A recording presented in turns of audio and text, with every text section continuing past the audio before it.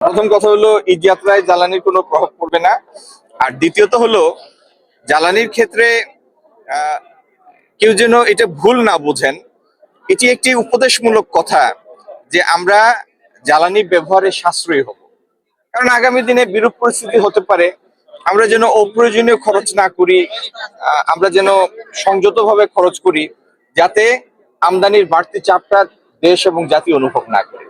এটি হচ্ছে মূল কথাটা। এটির জন্য কেউ হয়তো আতঙ্কিত হবেন না এবং অন্যদেরও আতঙ্কিত করবেন না। মার্কিন যুক্তরাষ্ট্র নিষেধাজ্ঞা দিয়েছিল যে কেউ যেন রাশিয়ান তেল কিনতে না পারেন, কিন্তু সেই নিষেধাজ্ঞাটা তারা আগামী 30 দিনের জন্য সেটা উঠিয়ে নিয়েছে। আগামী 30 দিনের জন্য যে রাশিয়ান তেল কেউ যে কোনো দেশ কিনলে তাদের প্রাইমারি বা সেকেন্ডারি স্যাংশনের আওতায় আসবে।